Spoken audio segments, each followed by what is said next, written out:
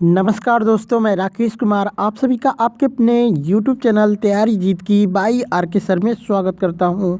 और दोस्तों, आज हम बात करेंगे एसएससी जीडी एग्ज़ाम एनालिसिस 2023 की। जी हाँ दोस्तों, 28 जनवरी 2023 को आज आपका एसएससी जीडी का कोई भी एग्ज़ाम्स नहीं है। लेकिन दोस्तों, जिनका भी एग्ज़ाम्स आने वाली आगामी शिफ्टों में है उनके लिए मोस्ट यहाँ पे हिंदी और जीके जीएस और करेंट अफेयर्स के क्वेश्चंस लेके आए हैं, जो कि आपके एग्ज़ाम्स में काफ़ी रिपीट होने के काफ़ी चांस है। अगर दोस्तों इसका पीडीएफ फाइल अगर आपको चाहिए तो आप हमें इस व्हाट्सएप नंबर पे पीडीएफ लिख के भी भेज सकते हैं। बाकी जिनका एग्ज़ाम्स बाकी है वो इस वीडियो को ज़रूर देखें, क्योंकि बहुत सारे क्वेश्चंस यहाँ से रिपीट होंगे। तो चलिए वीडियो को शेयर कर दीजिए, चैनल को सब्सक्राइब जरूर कर लीजिए।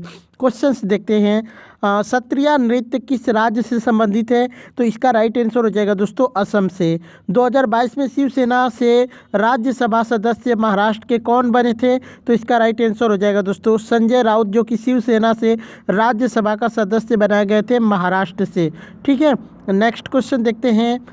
सबसे बड़ा लिखित संविधान किस देश का है? तो भारत का जो है संविधान सबसे बड़ा लिखित संविधान है। शब्दों के आधार पर मोनाको का संविधान सबसे छोटा लिखित संविधान है। अगर आपसे अगर छोटा पूछ ले दोस्तों तो ये सबसे छोटा हो जाएगा मोनाको। रस्सी बनाने में किसका प्रयोग होता है? ये भी क्वेश्चन से पूछा गया है दोस्तों। तो ये रेशेदार फसलें जैसे कि कपास, जूट, पटसन इत्यादि, जो कि रस्सी बनाने में इनका प्रयोग किया जाता है। ठीक है, नेक्स्ट क्वेश्चन देखते हैं। नई लोकसभा को कितने माह तक भंग नहीं किया जा सकता?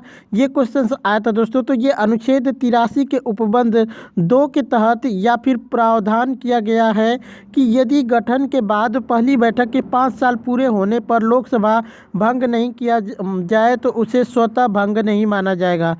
ठीक है, सोआना नारायण किससे संबंधित है? तो ये कथक से संबंधित है सोआना नारायण। ठीक है, सोआना नारायण कथक से संबंधित है। एक प्रश्न आया था कि वर्तमान में नीति आयोग के उपाध्यक्ष कौन है?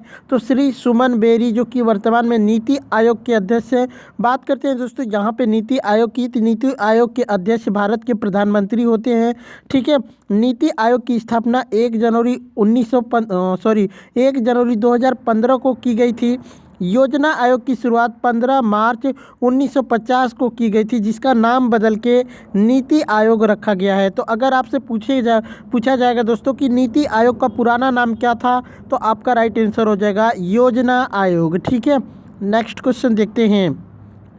स्वतंत्रता के समय कितने प्रतिशत जनसंख्या कृषि पर निर्भर थी भारत की? तो उस समय जो है दोस्तों भारत की 70% जो कि जनसंख्या थी वो कृषि पर निर्भर थी। हरित क्रांति कौन से दशक में हुई थी? तो हरित क्रांति 1960 और 1970 के दशक में हुआ था। एक्चुअल इसका डेट है 1965 से शुरू हुआ था, 1968 तक के बीच में हरित क्रांति की शुरुआत हुई थी। इसकी शुरुआत के जो जनक माने जाते हैं दोस्तों नॉर्मन बोरलॉग माने जाते हैं। इंडिया में हरित क्रांति के जनक किसे माना जाता है, ये कमेंट करके आप लोगों को बताना है। ठीक है, चलिए नेक्स्ट क्वेश्चन देखते हैं। रक्त कोशिका का आकार क्या होता है? तो यह कोशिका डिस्क के आकार की होती है या फिर परिधि पर मोटा और मध्य में कम मोटा होती है। जनगणना कौन सा मंत्रालय कराता है? जो कि भारत में जनगणना होती है उसको कौन सा मंत्रालय करवाता है? तो इसका राइट आंसर हो जाएगा गृह मंत्रालय करवाता है। एक प्रश्न आया था कि चांगलो लोक नृत्य किस राज्य से संबंधित है? तो दोस्तों ये नागालैंड से संबंधित है। खेलो इंडिया यूथ गेम के प्रथम संस्करण की शुरुआत कब हुई थी? तो 31 जनवरी 2018 को नई दिल्ली में इंदिरा गांधी इंडोर स्टेडियम में इसकी शुरुआत हुई थी। ठीक है, चलिए नेक्स्ट क्वेश्चन देखते हैं। स्टार्टअप इंडिया पहल की शुरुआत कब हुई थी? तो ये जो इसकी पहल की शुरुआत हुई थी 15 अगस्त 2015 को भारत के प्रधानमंत्री नरेंद्र मोदी के द्वारा इसकी शुरुआत की गई थी। तो इसको भी याद रखिएगा, ये भी पूछता है क्वेश्चन। एल्किन का रासायनिक सूत्र पूछा था। तो एल्किन का रासायनिक सूत्र होता है CnH2n। ठीक है, नेक्स्ट क्वेश्चन देखते हैं। 14 देवी देवताओं का त्यौहार किसे कहते हैं? तो खर्ची पूजा। यह त्यौहार त्रिपुरा राज्य में मनाया जाता है, जिसको खर्ची पूजा कहा जाता है। इसमें 14 देवी देवताओं का पूजा किया जाता है।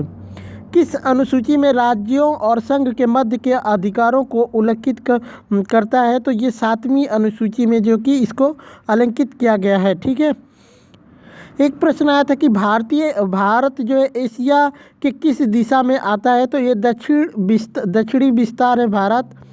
भारतीय भूखंड एशिया महाद्वीप के पूर्व और पश्चिम के मध्य में स्थित है। एशिया महाद्वीप उत्तरी गोलार्ध में स्थित है। इसको भी याद रखिएगा कि एशिया महाद्वीप जो कि किस गोलार्ध में स्थित है, तो उत्तरी गोलार्ध में। वर्तमान में केंद्रीय खाद्य प्रसंस्करण उद्योग मंत्री कौन है? पशुपति कुमार पारस। इसका राइट आंसर हो जाएगा पशुपति कुमार पारस, जो कि वर्तमान में जो कि भारत के केंद्रीय खाद्य प्रसंस्करण उद्योग मंत्री हैं।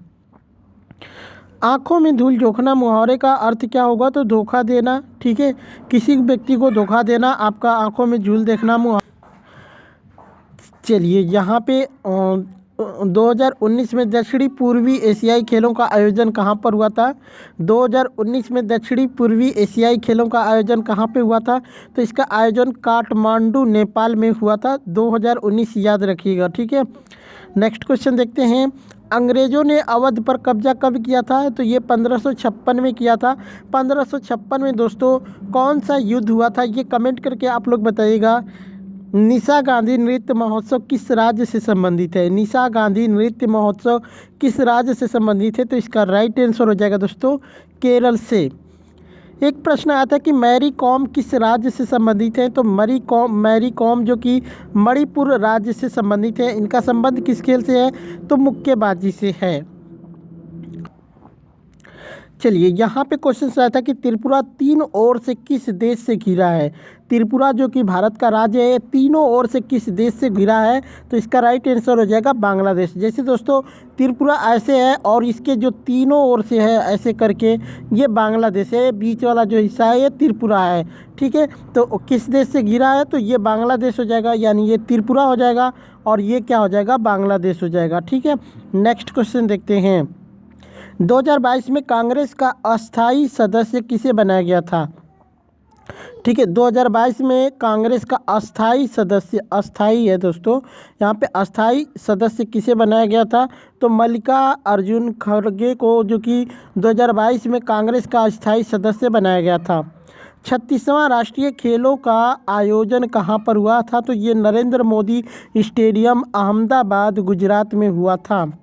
जो कम बोलता हो, पूरे वाक्य के लिए एक शब्द बताना था, तो जो कम बोलता है उसके लिए पूरे वाक्य हो जाएगा अल्पभाषी। ठीक है, चलिए एक प्रश्न आया था कि घर में गंगा बहाना मुहावरे का अर्थ क्या होगा? अनायास लाभ का आना, घर में गंगा बहाना हो जाएगा। या फिर उल्टी गंगा बहाना मुहावरे आया था तो अनहोनी हो जाना, या फिर असंभव काम करना भी इसका राइट आंसर होगा। ऋग्वेद में कितने सूक्त हैं? तो 1028 सूक्त हैं दोस्तों।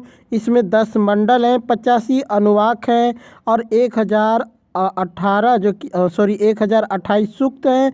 और दोस्तों यहाँ पे 10,502 मंत्र शामिल है इसमें। ठीक है, एक प्रश्न आया था कि नाच ना आवे आंगन टेढ़ा मुहावरे का अर्थ क्या होगा? अपनी असफलताओं को स्वीकार नहीं करके उसका दोष दूसरों पर डालना ही होता है नाच ना आवे आंगन टेढ़ा। त्योहारों का त्यौहार किस फेस्टिवल को कहा जाता है? त्योहारों का त्यौहार किस फेस्टिवल को कहा जाता है?